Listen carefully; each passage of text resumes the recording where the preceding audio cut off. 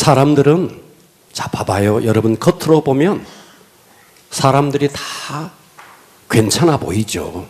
좋은 옷을 입고, 미장원에 가서 후카시 넣고, 이렇게 겉으로 보면 다 괜찮아 보여요.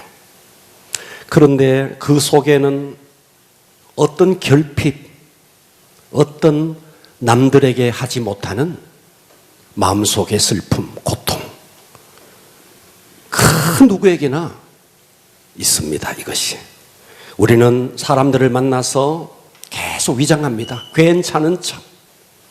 그것은 겉으로 보이는 모습일 뿐입니다. 내면으로 들어가 보면 괜찮은 사람이 많지 않습니다. 그 내면 속으로 들어가면 깊은 탄식이 있고 연약함이 있고 상처가 있고 결핍이 있습니다. 제가 아주 오래전에 정말 잊을 수 없는 한 사건이 있었는데, 저랑 늘 만나는 한 중년의 남자가 있었습니다. 자, 이분은 인물이 참 좋으셨고 기도 훨씬 하셨고 언변도 좋으셨고 성격도 소탈하셨고 어디를 가든지 자중의 대화를 이끌어가면서 유머가 얼마나 많은지, 그렇게 유머를 하면서도 모든 사람들을 소외시키지 않고 참 옆 사람을 웃게 만드는 그런 사람이었습니다. 그런데 제가 그분과 단둘이 있을 때 그분이 하루는 저에게 이런 이야기를 했습니다. 자기에게는 아들 하나에 딸 셋이 있는데 그 중에서 눈에 넣어도 아프지 않는 딸이 둘째 딸이었대요. 그런데 이 둘째 딸이 19살에 대학 입시에 시험을 쳤는데 거기서 실패를 하고 어느 날 집에서 사라졌습니다. 백방으로 이 딸을 찾았습니다. 경찰에 신고를 하고 벽보를 붙이고, 그런데 찾을 수가 없었어요. 그런데 그로부터 3개월 후에 한 통의 전화가 왔습니다. 따님을 찾았습니다.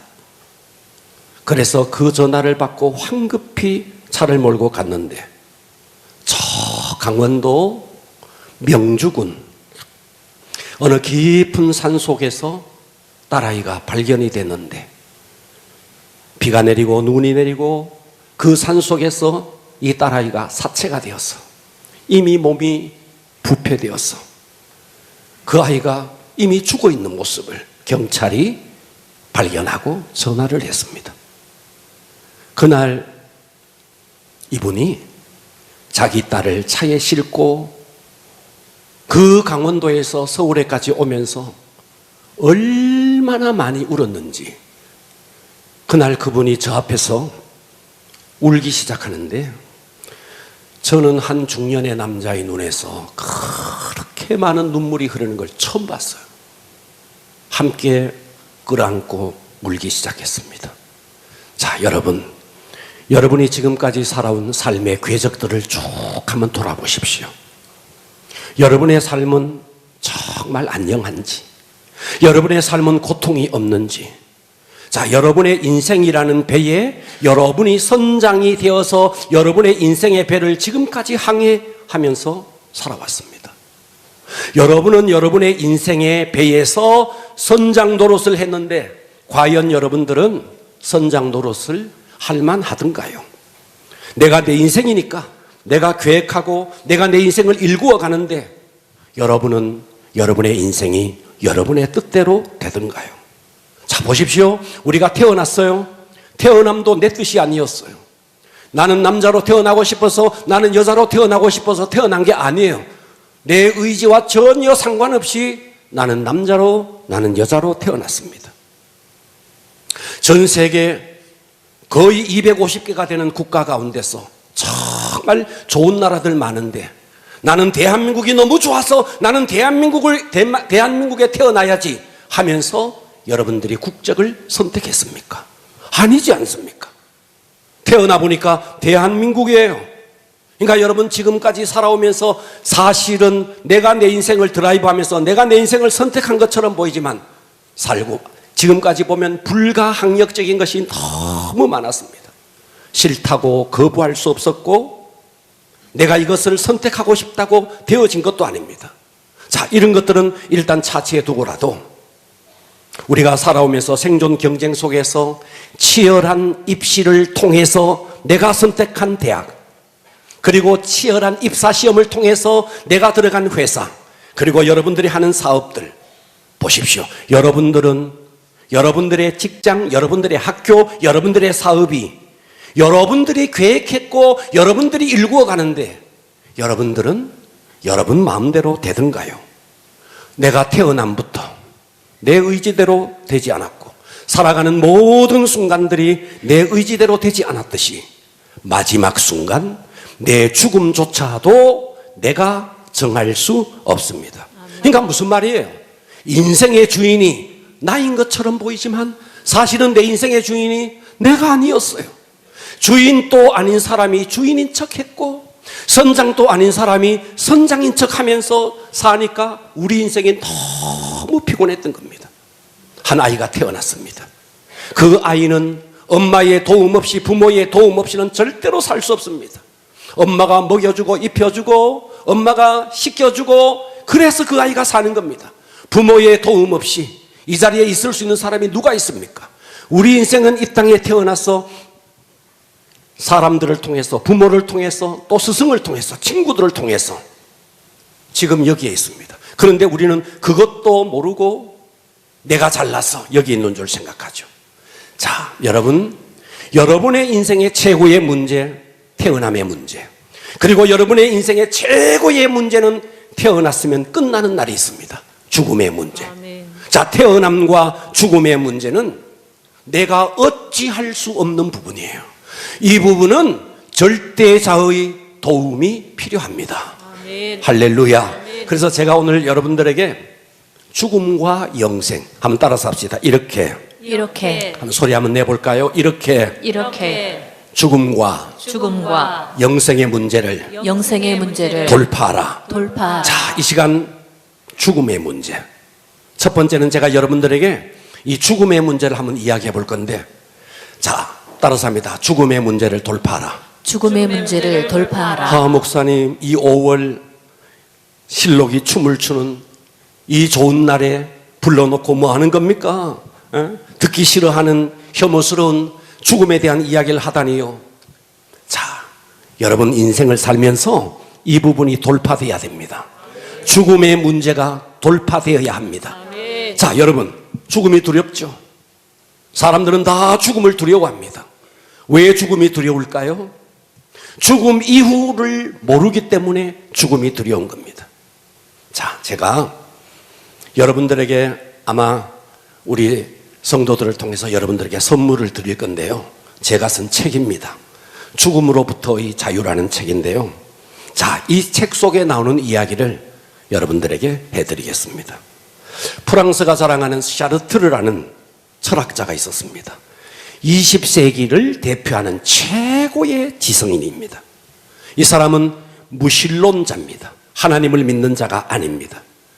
그러다 보니까 이 사람이 가진 지성을 통해서 세상의 많은 사람들을 예수를 믿지 못하게 하는데 지대한 공헌을 했던 사람입니다. 저도 이 사람의 실존주의 철학에 빠져서 저도 엄청나게 허무주의로 살았습니다. 저는 제 청년 시절은 이 실존주의 철학 사르트에 함몰되어 있다 보니까 나는 하늘이 없는 줄 알았어요. 항상 땅만 보고 걸었습니다. 그렇게 저는 제 지성에 엄청난 영향력을 입었던 사람이 샤르트르였습니다.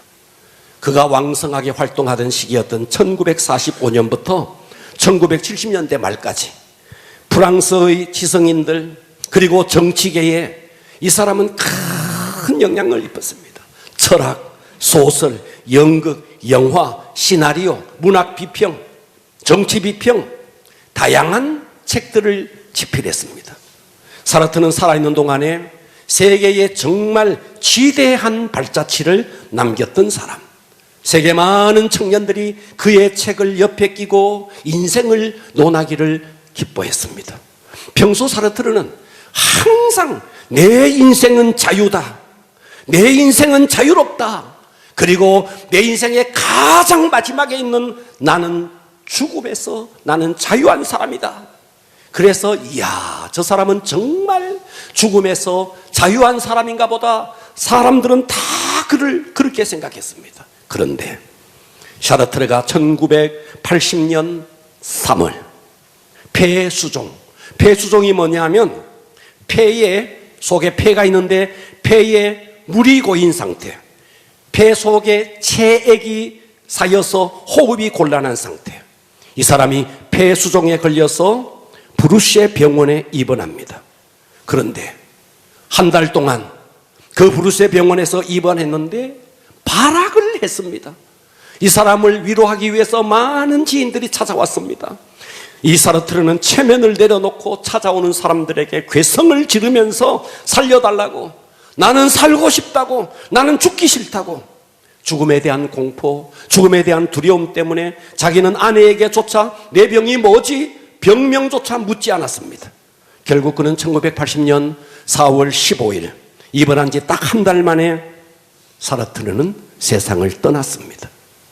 그가 세상을 떠나자 프랑스의 신문들이 대서특필했습니다. 뭐라고? 저렇게 최고의 세계의 지성, 죽음에 대해서 그토록 자유를 외쳤던 그가 정작 자기의 죽음 앞에서 저렇게 불안해하고 저렇게 두려워하는 이유가 무엇이었을까? 그렇게 명예가 있었고 그렇게 권력이 있었는데, 그렇게 수많은 사람들에게 영향력을 입혔던 그가 왜 자기의 죽음 앞에서 저렇게 발악을 했던가? 신문에서는 한결같이 이렇게 말했습니다. 그는 돌아갈 영혼의 고향이 없었기 때문이다. 여러분이 만일 오늘 이 시간 이 세상을 떠난다면 여러분은 여러분의 영혼이 가야 할 영혼의 고향이 준비되어 있습니까?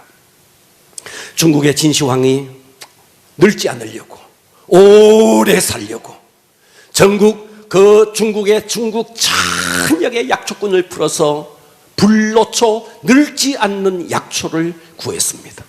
그런데 중국에서 구할 수가 없었어요. 그래서 우리나라에까지 약초꾼을 보내서 불로초를 구했습니다. 그런데 우리나라에서도 불로초를 구할 수 없었습니다. 그런데 그는 그렇게 늙지 않고 그렇게 오래 살고 싶었지만 재위 11년 만에 그의 나이 49살에 세상을 떠났습니다. 히브리서 9장 27절은 이렇게 말합니다. 한 번 죽는 것은 사람에게 정하신 것이요. 누가 있어서 정해놓은 이 죽음의 문턱을, 나는 이 죽음의 문턱을 넘지 않을 거야, 누가 있어서 이 죽음의 문턱을 넘지 않을 수 있겠습니까? 한 번 죽는 것은 모든 사람들에게 정해져 있다. 그리고 끝이 아니다. 그 후에는 반드시 심판이 있다. 그래서 우리가 이 죽음이라는 것을 생각하면, 여러분 보신탕집 앞에서 뼈다구를 빨고 있는 개는 죽음, 그냥 뼈다구만 빨 뿐입니다. 그러나 우리 인간은 인간이기 때문에 죽음을 생각하면 숙연해지고 죽음을 생각하면 엄숙해집니다. 그래서 전도서 7장 2절에서는 이렇게 말했습니다. 초상집에 가는 것이 잔치집에 가는 것보다 나으니 모든 사람의 끝이 그 초상집의 주인공처럼 모든 사람의 끝이 이와 같이 됨이라. 산자는 이것을 그 마음에 둘지니라. 초상집에 가서 그 죽어가는 그 초상집의 주인공처럼 너도 그렇게 될 것이니 살아있는 너의 마음속에 죽음을 항상 마음에 둘지니라. 아멘. 보십시오. 우리는 잔치집에 가는 걸 좋아합니다. 잔치집에 가면 들뜹니다. 잔치집에 가면 기쁩니다. 그러나 초상집에 가면 누구나 다가 숙연해집니다. 그 초상집에 가서 우리는 활짝 웃고 떠들지 않습니다. 언젠가 나도 오늘 이 초상집의 주인공처럼 나를 향해서 진격해오는 죽음의 발자국 소리를 들을 수 있습니다. 잔치집에 가서는 한바탕 먹고 배탈이나 나지만 그러나 초상집에 가면 엄숙해집니다. 모든 종교가 출생을 기뻐하고 죽음을 가립니다.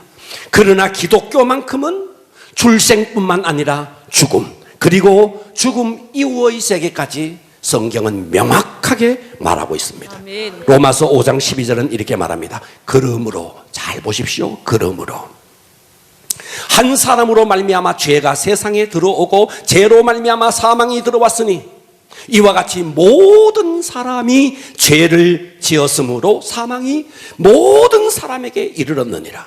자, 육하 원칙에 의해서 오늘 로마서 5장 12절 이 본문에 보니까 육하 원칙에 의해서 누가 죽느냐, 누가 언제 어디서 누가 죽느냐, 여기에 보니까 모든 사람이 죽는데요. 모든 사람이.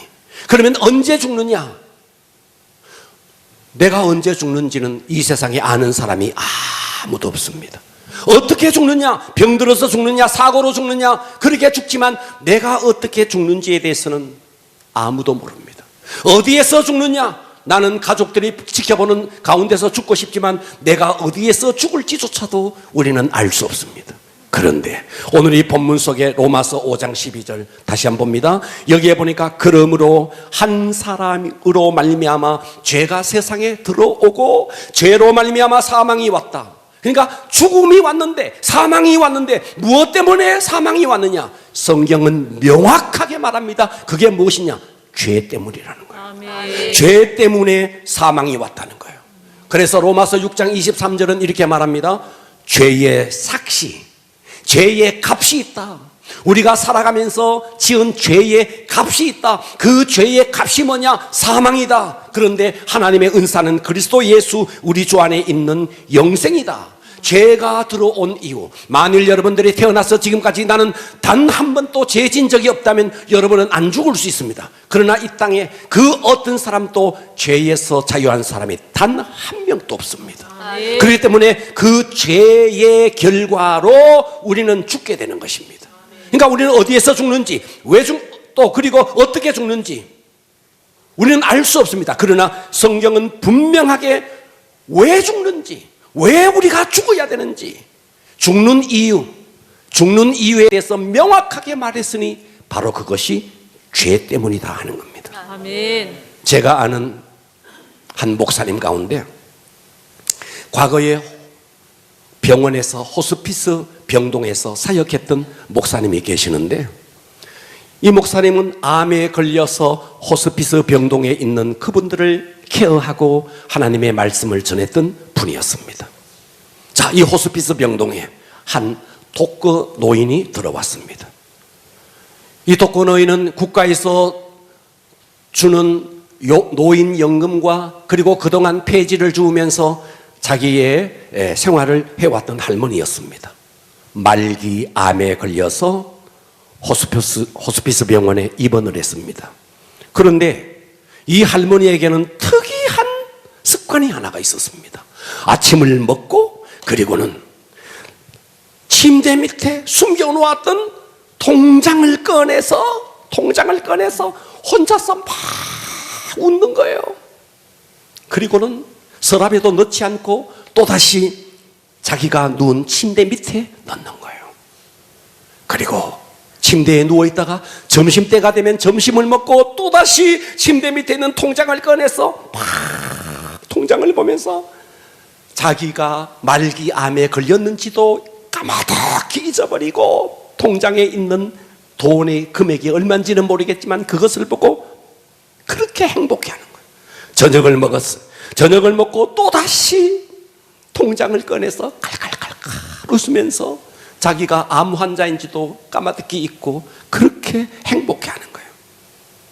이 할머니의 습관에 의해서 직원들 사이에 이야, 저 할머니의 통장에 1억 정도는 있겠지. 아니야, 1억 가지고 저렇게 행복해 할 수 있겠어? 한 10억은 있겠지. 무수한 소문이 병원에 돌았습니다. 이 소문이 채 가시기도 전에 이 할머니는 돌아가셨습니다. 독거 노인이기 때문에 유품을 정리하는 사람도 없었습니다. 아무도 없었습니다. 병원에서 이분의 유품을 수습했고 그리고 병원에서 장례식까지 다 치러드렸습니다. 이제 모든 직원들의 관심은 이 할머니의 통장에 과연 얼마가 있는가? 이게 아주 관심이었습니다. 도대체 이 통장에 얼마가 있길래 본인이 암에 걸렸다는 사실도 까마득히 잊고 그 통장을 보면서 그렇게 행복했을까? 이 목사님이 통장을 열어봤대요. 열어보니까 140만 원 정도 있더래요. 140만 원. 150만 원도 아니야. 140만 원 있더래요. 그 140만 원을 보고 그렇게 행복했는데 정작 죽을 때 그렇게 행복해했던 140만 원도 단 1원도 가져가지 못하고 죽었습니다. 여러분, 우리 그동안 돈 한 번 제대로 벌어보려고 살았잖아요. 돈 제대로 벌어봤습니까? 여러분, 권력 얻고 명예를 얻어보려고 살았잖아요. 그런데 여러분들이 원하는 권력과 명예를 얻으셨나요? 여러분, 건강해 보려고 온갖 건강식품 먹고 그렇게 운동을 하고 살아왔잖아요. 그런데 우리들 가운데 건강을 잃은 사람도 많습니다. 죄의 문제도 마찬가지입니다. 내가 죄를 안 지어보려고 노력했지만 죄가 안 지어지던가요? 성경은 분명히 말합니다. 내가 진 죄의 삭스로 나에게 사망이 왔다. 그렇기 때문에 여러분들이 여러분의 인생의 문제에서 가장 중요한 문제는 죽음의 문제인데, 이 죽음의 문제를 돌파하려면 여러분 속에 있는 죄의 문제가 해결되어야 합니다. 그런데 나는 내 스스로가 죄의 문제를 해결할 수가 없습니다. 그래서 이 죄의 문제는 내가 해결할 수가 없어요. 감방에 있는 사람이 내가 당신 죄를 용서해 주겠다. 감방에 있는 사람들끼리 용서해 줄 수가 없어요. 감방 밖에 있는 절대 권력자를 가진 자가 사면을 해줄 때 그 죄는 용서받을 수 있습니다. 마찬가지로 이 우주 속에 있는 인간은, 모든 인간이 죄인이기 때문에 남의 죄를 용서할 수도 없고 내 죄를 용서할 수도 없습니다. 그래서 이 죄의 문제를 해결하기 위해서는 이 우주 안에서는 그 누구도 해결할 수 없으니 우주 밖에 절대자가 이 땅에 오셔야 합니다. 아멘. 그래서 두 번째, 우리는 이 죽음의 문제를 극복하면 영생이 돌파가 되는데, 좀 전에 제가 여러분들에게 모든 사람은 죄인이다, 그 죄의 삭스로 사망이 왔다. 그렇다면 우리 사망의 원인이 뭐냐? 내가 죽는 원인이 뭐냐? 죄다. 그렇다면 이 죄의 문제를 해결해야 되는데 인간은 스스로 죄의 문제를 해결할 수 없습니다. 그래서 스스로가 죄의 문제를 해결해 보기 위해서 종교도 가져보고 온갖 선행도 해보고 하지만 그것은 아무리 그와 같은 방법으로 한다 할지라도 되어지지 않습니다.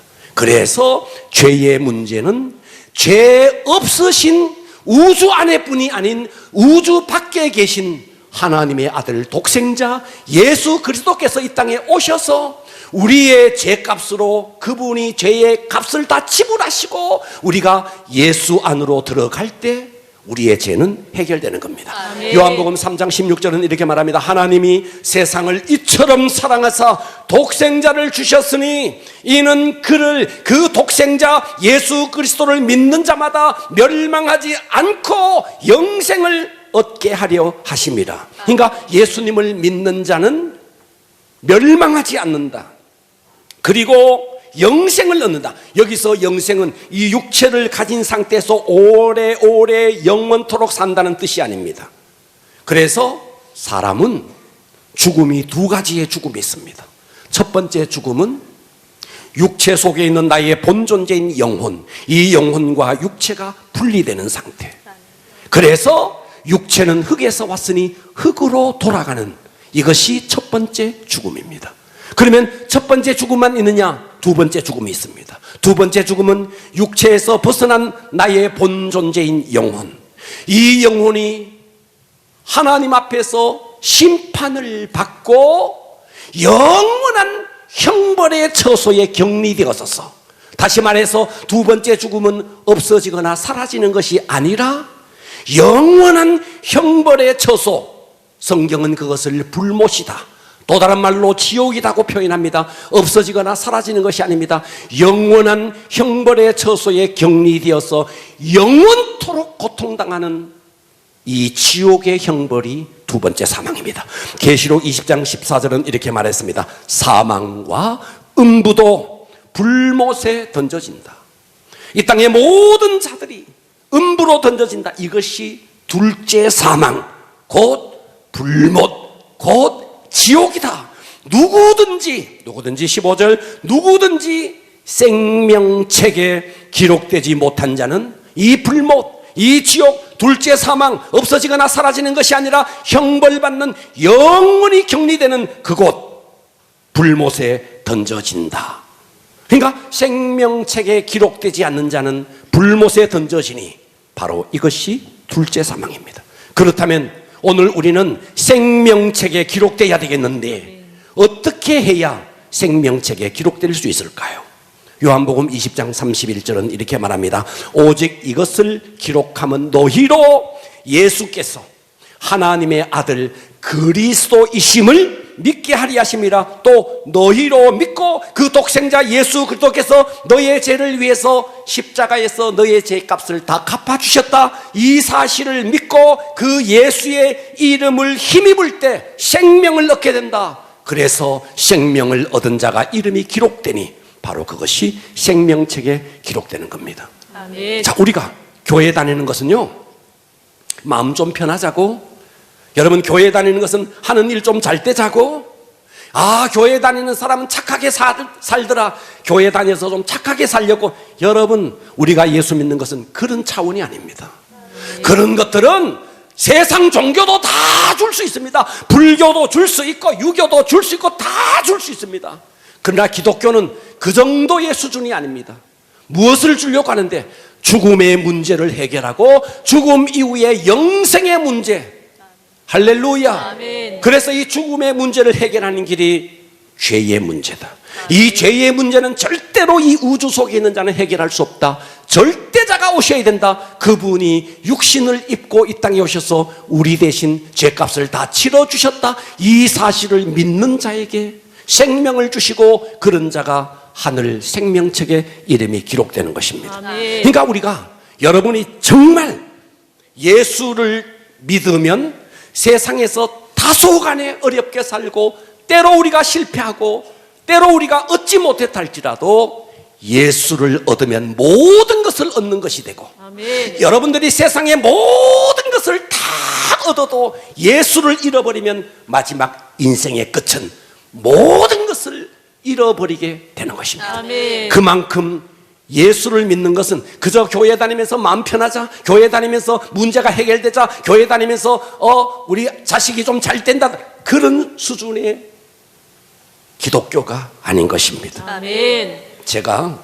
쓴 책에, 자, 여러분 아마 이 책을 선물로 받은 분이 계실 텐데요, 행복의 나침반. 자, 이 책에 나온 이야기를 말씀을 드리고 오늘의 말씀을 마무리하겠습니다.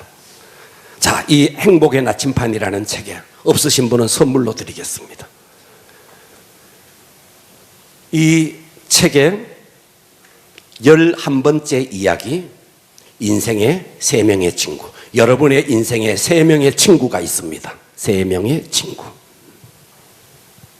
어느 날 한 남자가 왕에 출두하라는, 궁궐로 출두하라는 명령이 한 남자에게 떨어졌습니다.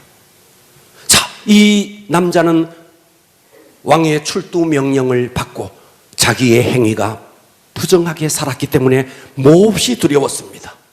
그래서 이 남자는 자기 옆에 있었던 3명의 친구들을 각자 찾아갑니다. 첫 번째 친구. 이 첫 번째 친구는 정말 친했던 친구입니다. 이 친구를 위해서 시간과 정성을 다 들이면서 이 친구를 사귀었습니다. 두 번째 친구는 첫 번째 친구만큼은 친하지는 않았지만 그래도 다소간 친했던 친구입니다. 세 번째 친구는 친하지 않았습니다. 때로 무시도 했습니다. 때로는 구박도 했습니다. 야, 내 뭐 좀 해다오. 그걸 들어주지 않을 때에 막 불같이 화를 내기도 했던 그런 친구였습니다. 왕의 출두 명령이 떨어지자 이 친구는 두려운 나머지 자기가 그동안 가장 친했던 친구, 첫 번째 친구를 찾아가서, 야, 임금님이 나를 불렀다. 내가 내 삶에 너무너무 부정하게 살았기 때문에 내가 임금님의 출두 명령이 너무 두려워. 나랑 좀 동행해 줄 수 있겠니? 절친 중에 절친, 마음과 시간을 들여서 그렇게 사귀었던 친구. 당연히 그럼 친구야, 내가 가줄게, 함께 가줄게, 그렇게 생각했는데 이 첫 번째 친구는 부탁을 하자 말자 바로 즉각적으로 이런 지하에 거절했습니다. 나는 못 가. 나는 못 가. 너무 섭섭했습니다. 내가 저를 위해서 얼마나 시간을 투자했는데, 내가 저를 위해서 얼마나 정성을 기울였는데, 아니 저 친구가 저 왕의 출두 명령에 좀 가자 그랬는데 그것을 거절해. 단번에 거절해. 이 친구는 너무 섭섭해서 두 번째 친구를 찾아갔습니다. 이 두 번째 친구는 별로 친하지 않았습니다. 그래도 두 번째 친구에게 찾아가서 사정을 다 이야기했습니다. 친구야, 좀 가줄 수 있겠니? 두 번째 친구는 이렇게 말했습니다. 그래, 가져갈게. 왕궁 입구까지만 가줄게. 왕궁 안에는 못 들어간다. 왕궁 입구까지만 가줄게. 더 이상 무리한 부탁 내게 하지마. 거절했습니다. 서운했습니다. 서운한 마음을 뒤로하고 이 남자는 이제 나머지 단 한 명의 친구, 평소 친하지도 않았던 친구, 평소 대수롭게 여기지 않았던 친구, 때로 무시했던 친구, 내가 뭘 부탁했을 때 그것을 들어주지 않는다고 불같이 화를 냈던 친구. 그런데 이 남자에게 이 친구는 마지막 친구였습니다. 별 기대를 하지 않고 마지막 친구를 찾아가서 자초지정을 이야기했습니다. 내가 왕의 출두 명령을 받아서 친구야, 함께 가줄 수 있겠니? 바로 그 친구는 이렇게 말했습니다. 그럼 내가 동행해 줄게. 그리고 임금님께 말씀을 잘 들어서 친구야, 네가 벌을 받지 않도록 내가 도와줄게. 아니, 평소에 그렇게 무시했고 평소에 그렇게 구박했고 때로는 불같이 화를 내던 이 친구가 마지막에 나의 최고의 친구였다니. 마음을 들여서 사랑했던 절친 중에 절친. 노! 이런 지하에 노! 두 번째, 첫 번째 친구만큼은 친하지 않았지만 그래도 그 친구에게 부탁했을 때는 왕궁까지만 따라가 줄게. 그런데 구박했던, 무시했던 이 친구는 임금님 앞에까지 따라갔어. 네가 벌 받지 않도록 내가 도와줄게. 여러분, 이 세 명의 친구가 여러분에게 있습니다. 자, 오늘 이 이야기에서 왕은 하나님입니다. 왕궁에 출두하라. 이것은 여러분의 죽음의 문제입니다. 여러분이 딱 죽었을 때 첫 번째 친구는 여러분이 그토록 좋아하는 돈입니다. 물질입니다. 여러분의 목숨이 딱 끝나는 순간, 제가 좀 전에 말했던 것처럼 그 호스피스 병동의 그 할머니, 그렇게 통장을 보고 좋아했지만 140만 원 그거 한 푼 가져가지 못했습니다. 여러분들이 그토록 좋아했던 재물, 여러분의 목숨이 끝나는 순간 그 재물도 여러분의 것이 아닙니다. 아멘. 두 번째 친구는 여러분의 주변에 있는 지인들입니다. 친구들입니다. 장례식장까지는 따라가 줍니다. 눈물 한 방울 또 흘려줍니다. 무덤까지는 따라갑니다. 그러나 그 이상은 두 번째 친구는 해줄래야 해줄 수도 없습니다. 같이 죽어줄 수도 없습니다. 그러나 세 번째 친구가 있습니다. 이 세 번째 친구는 여러분이 지금까지 무시해왔던 친구, 때로는 막 불같이 화를 냈던 친구, 이 사람이 여러분의 세 번째 친구입니다. 이 세 번째 친구는 바로 하나님의 아들 독생자 예수 그리스도십니다. 내가 죽음의 다리를 건널 때 누가 나의 손을 잡아줄 수 있습니까? 내 아내가, 내가 죽음의 다리를 건널 때 내 아내가 그 죽음의 다리를 같이 건너줄 수 있습니까? 내 남편이 건너줄 수 있습니까? 이 세상에 그렇게 친한 내 친구가 건너줄 수 있습니까? 그들은 내 장례식에 찾아와서 눈물 한 방울은 흘려줄 수 있습니다. 무덤까지는 따라올 수 있습니다. 그러나 죽음의 다리를 건널 때 그들은 따라와 줄래야 따라와 줄 수 없습니다. 우리의 죽음의 문제를 영원히 해결하시는 분은 세상의 그 어떤 종교도 아닙니다. 하나님의 아들 독생자 예수 그리스도십니다. 그래서 우리가 죽음과 영생의 문제를 돌파하기 위해서 여러분 속에 있는 죄의 문제를 해결해야 되는데, 이 죄의 문제는 인간은 어찌할 수 없습니다. 이 죄의 문제를 해결하기 위해서 하나님의 아들 예수님이 오셔야 합니다. 아멘. 그분이 오셔서 십자가에서 여러분의 죄를 이미 2000년 전에 다 해결해 주셨습니다. 아멘. 이 사실을 믿을 때 여러분의 죄는 깨끗하게 속죄되는 것입니다. 아멘. 그리고 여러분들이 언젠가 건너야 할 죽음의 다리를 건널 때 바로 예수 그리스도 그분께서 오셔서 여러분의 손을 잡아 주실 것입니다. 아멘. 언제나 기회는 오지 않습니다. 오늘 이 자리에 처음으로 초대되신 여러분, 이 예수 그리스도를 마음을 여시고 영접할 수 있기를 축복합니다. 아멘. 눈을 다 한번 감아 보십시오.